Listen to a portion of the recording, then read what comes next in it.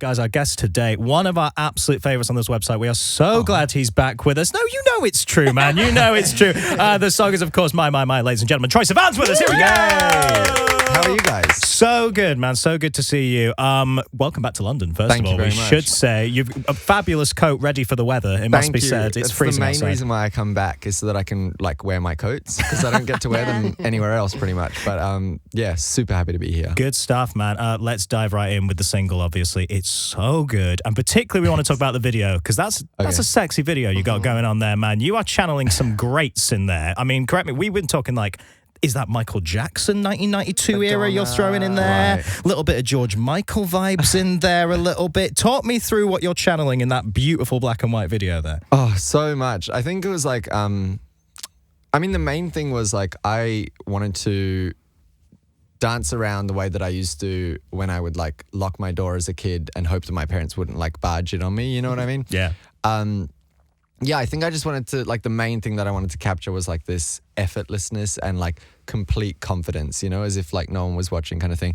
But yeah, there's 100% Grant, the director of the video, and myself, we spent 6 months before we ever made the video texting each other back and forth Janet Jackson videos and just so much stuff. I don't know, Madonna was 100% one of them. And yeah, he's just really good at making, you know, I think really classic music videos, and so I was so stoked to work with him. It looks amazing. It's so beautifully shot, the whole thing. I mean, I should say, you mentioned the dancing there, obviously, so it is very free. It feels like it's all very you. Was there a choreographer you worked with or all that kind of thing? How did it kind of work, that? So there was a movement coach on set, but movement coach. Yeah, movement coach. Because the thing was that it wasn't choreography, you know. So he wasn't a choreographer because none of it was planned out. It was more just he would come up to me in between takes and be like, "Keep your head up" or whatever, you know, little things like that.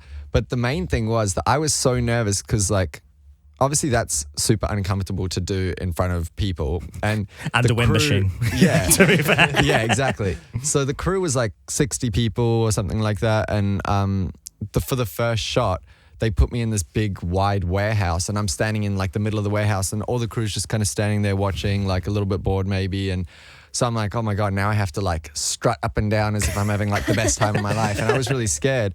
And so what I did was there was a pillar in the middle of the warehouse, and I made the movement coach stand behind the pillar where the camera couldn't see him, and he was doing all the moves and stuff like that, just so that I didn't feel like I was the only one having a really good time, you know? Oh God, I hope there's some behind the scenes footage we can get of that. So sweet. He was amazing. Oh bless, it's amazing, man. It's so good to see. Let's talk about SNL. Iconic or what? Yes, man. Yes. How was it for you? Because it feels like such a huge and important performance for an artist. Was it nerve-wracking at all? Oh my gosh, it was terrifying. It was really, really scary. But at the same time, the best day of my life. I think it's just one of those environments. I think what makes SNL so exciting to watch and what makes it such a big moment is it's kind of a little bit sink or swim, you know, because it's live and you know, so many people watch it and it's got this huge kind of cultural significance to it, and you definitely feel all of that when you're there. And so the thing for me was just keeping my mind cool and calm, because I think if you think about it too much, the second that I think thought about what I was doing, I think I would have kind of psyched myself out. And so I was just trying to keep myself calm, and it got to the point where I was right about to go on, and I was just okay, you know, I have wanted this my entire life, and I'm not gonna, you know, let anything, be it nerves or whatever, get in the way of me at the very least having a very good time. And so I just went out and tried to have as much fun as I could, and I actually was really pleasantly surprised at how much I managed to let go and enjoy myself. I still haven't watched the performance, so I don't know how it turned out. Oh, really? No. But the feeling was good. It felt fun to do. Why haven't you watched the performance? I think it's just I'm a little bit of a perfectionist about stuff, and I have such a pleasant memory of the whole experience that I kind of don't want to you know, because I was nervous, so I'm sure there's some stuff in there that I'm not going to sound my best or whatever. And so if I go back and listen and hear something that I don't like, I don't want to taint that experience for myself. Sure. So maybe I'll watch it in like a couple of years or something like that. Yeah. How was the week? Were you there for the full week with the cast and everything? How long were you around for? For musical guests, you go in on the Thursday. Nice. And sound check and stuff like that and practice. And then you go in on the Saturday. So the Friday is like off. And it's so eerie and strange because you're like...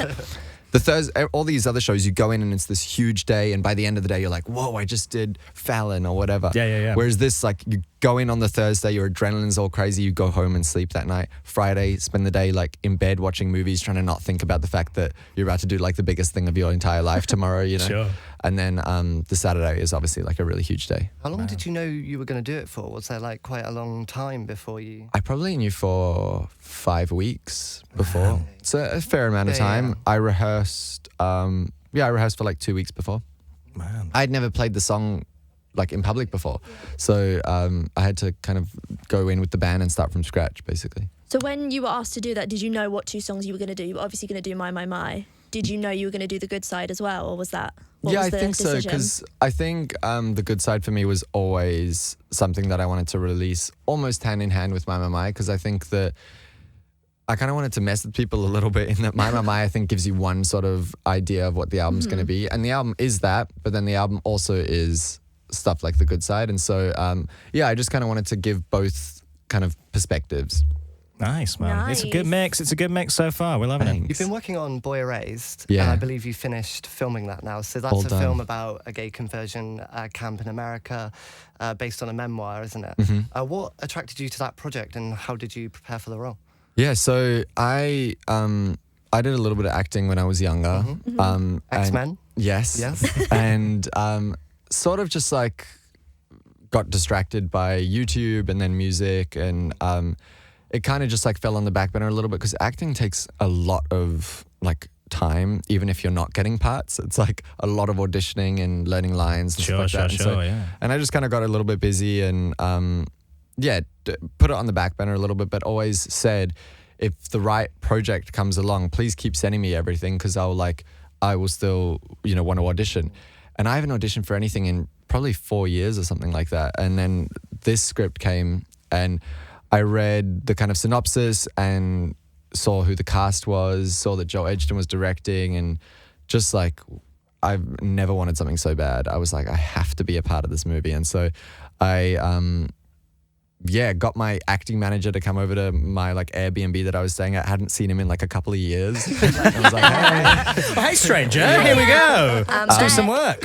And we just put down an audition on tape, and then it was weird because I had no idea how it had gone. I hadn't told anyone that I was auditioning, and then I went out for dinner in LA, and I was waiting outside the restaurant for like our table or whatever, and this guy walked past me, and I was like, I feel like I know that guy. He was like bouncing a tennis ball, and he stopped and turned around and started walking towards me, and I was like, oh wait, maybe I don't know him, but he's me being like crazy egotistical. I was like, oh, he's coming up for a photo. So I was like ready to have a fan pic with this guy, and then as he's walking up, I'm like, oh my God, that's Lucas Hedges from Manchester by the Sea, who's like starring as the lead in Boy Erased. Yeah. And I'm like, why is he coming up to me though?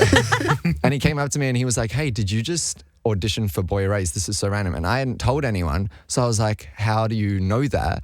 And he was like, oh no, Joel sent me your audition. And that was like my first like inkling that it had gone well at all. Okay. And so then after that, I wanted it even more. I think if they've sent the audition to the star of the film, it's a good sign. Things are Or it was like, coming. maybe it's like, oh my God, lol, look at this. You know what I mean? Like, Guys, you really need to bad. check this one out. No, Did you no, have to do no. another audition like in front of the directors afterwards then? And all No, that so kind of then stuff? I had a FaceTime call with Joel, and we just kind of talked, because my character, even though he's sort of like represented in the book, we wanted to kind of build it out a little bit more, and so it was a discussion from then onwards, like a real collaboration between him and I. You said in other videos that your coming out was obviously very different to what the people in the film would have experienced. I was wondering what you learned in your research that surprised you about other people's experiences, or...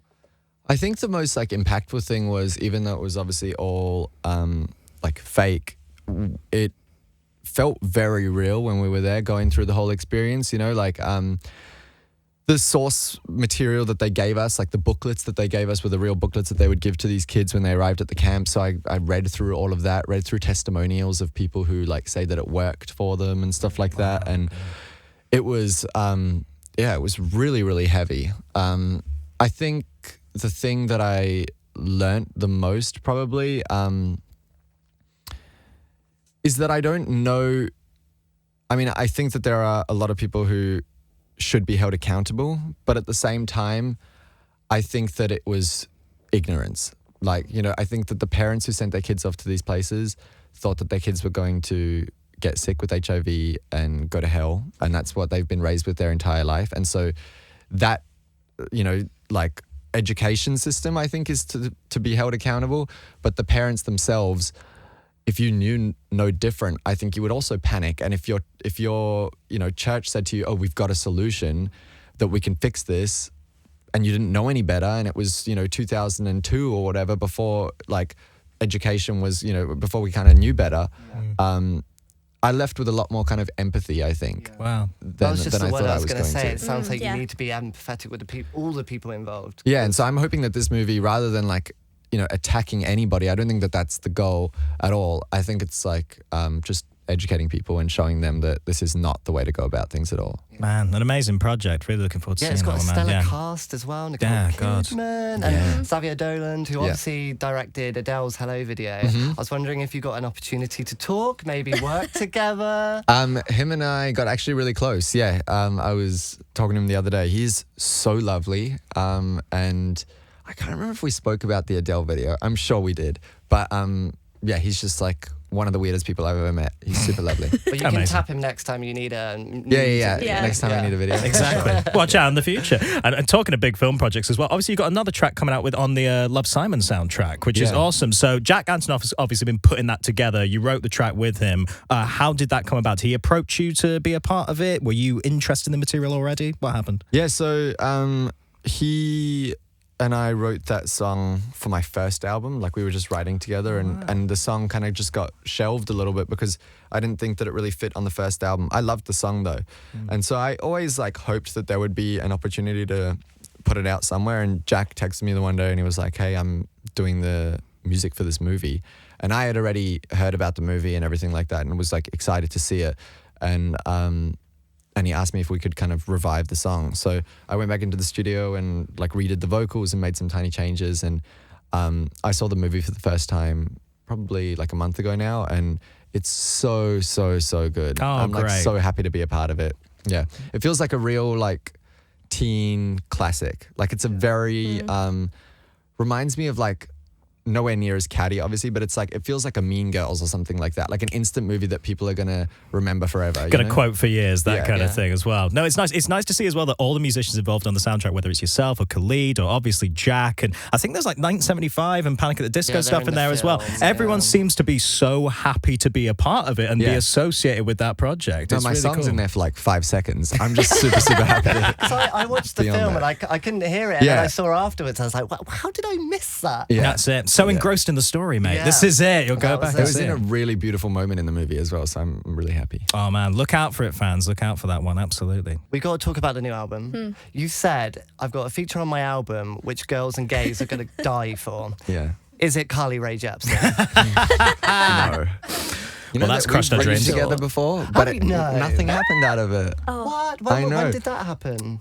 For this album we wrote, and it just never like, sometimes it works, sometimes it doesn't. We wrote a really cute song, but it just like wasn't, I don't know, you know, you end up writing like 50 songs for an album and you want to pick like 10. So sometimes they just don't make it. Kind of like what happened with the Jack song. It's love the song, but it it didn't just like fit with the sound of the it rest doesn't of the fit album. with the rest of it or whatever it is. And but yeah, I love it. We had a really good time. So it's out there somewhere. We Drop just it. need to Leak it. Leak it. Yeah. Well, who is this collaborator then? I mean, I want a hint, Troy. You know. I don't know. What do you mean you don't know? I'm not sure who it is. I mean, if we just start shouting names, can I just judge your facial expressions? yeah, and people see? have tried this on me before, though. I have a very good poker face. Okay, if I just Alright. said the words Dua Lipa in your face, are you going? Oh, there was a slight little smirk went up to the because I side. love her. Well, all right, Camila. I mean, he's not giving us away, but it's all grins. Share. Oh my God, imagine. That's the one. Someone said to me Beyonce the other day. I was like, come on. Like, who do you think I am, you know? Are there a lot of collaborators on the record, or is it just a couple here and there? No, I mean, I'm still putting together the track list, but I think it's like maximum 2. Okay, cool. Yeah. Okay. Male, female duets? I don't really know yet. Not sure. We'll just have to keep an eye out then, won't we? All right, fair enough. Any titles on the album you wanna hint at? Anything? No. And of course, we all know that the release date is... Coming. All right, fair enough. Troye, honestly, mate, an absolute pleasure. We really, really love My Might. Of course, the album we cannot wait for that's going to be out very soon. There we go. He's well trained, isn't he? Tour dates, I'm imagining, before the end of the year, hopefully. Yes, okay, definitely. Beautiful. We can't wait to see you back here. Troye Sivan, everybody. Thank you so much for having me.